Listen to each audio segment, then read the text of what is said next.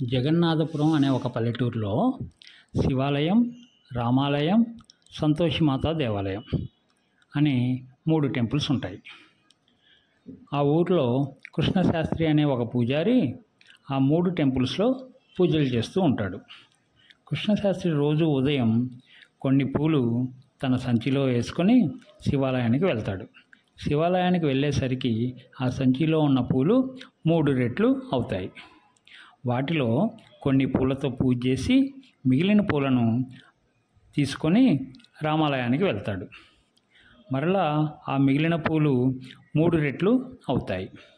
వాటిలో కొన్ని పూలతో పూజ చేసి మిగిలిన పూలను సంతోషమాత గుడికి తీసుకెళ్తాడు. అవి కూడా 3 రెట్లు అవుతాయి. రామాలయంలో, శివాలయంలో ఎన్ని పూలతో అయితే పూజ చేస్తాడో అన్నే పూలతో సంతోషమాత గుడిలో కూడా పూజ చేస్తాడు. ఇప్పుడు పూజారి దగ్గర పూలు ఏమీ మిగలలేదు.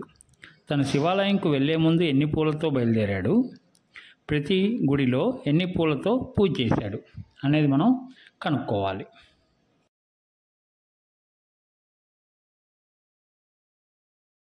పూజారి ఇంటి దగ్గర తీసుకున్న పూల సంఖ్య X అనుకుందాము.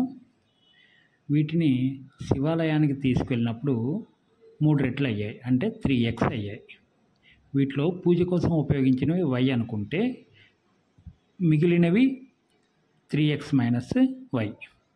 వీటిని రామాలయానికి తీసుకెళ్ళినప్పుడు 3 రెట్లు అయ్యాయి, అంటే 9x - 3y అయ్యాయి. వీటిలో పూజ కోసం ఉపయోగించినవి y, కాబట్టి మిగిలినవి 9x - 3y - y, అంటే 9x - 4y.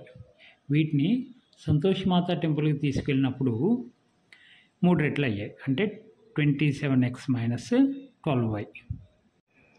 వీటిలో పూజకు ఉపయోగించినవి y తీసివేస్తే 27x - 13y.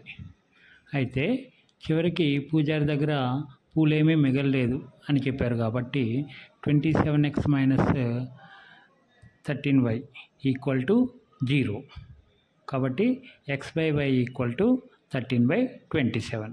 అంటే పూజారి ఇంటి దగ్గర బయలుదేరినప్పుడు తీసుకున్న పూలు 13, ప్రతి గుడి దగ్గర పూజ కోసం ఉపయోగించిన పూలు 27. మనకి వచ్చిన ఈ సమాధానాన్ని ఒకసారి వెరిఫై చేద్దాం. పూజారి ఇంటి దగ్గర బయలుదేరినప్పుడు 13 పూలు తీసుకున్నాడు. వాటిని శివాలయానికి తీసుకెళ్ళినప్పుడు 3 రెట్లు అయ్యాయి, అంటే 13 × 3 39 అయ్యాయి. వాటిలో 27 పూలు శివాలయంలో పూజ చేయడానికి ఉపయోగించాడు, అంటే ఇంకా మిగిలినవి 12 పూలు.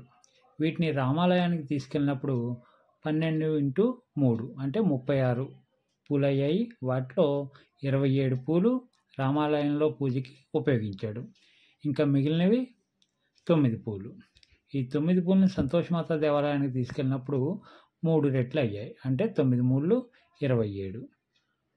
27 పూలని సంతోషమాత దేవాలయంలో పూజకి ఉపయోగించాడు. కాబట్టి ఇప్పుడు పూజారి దగ్గర పూలేమీ మిగలలేదు.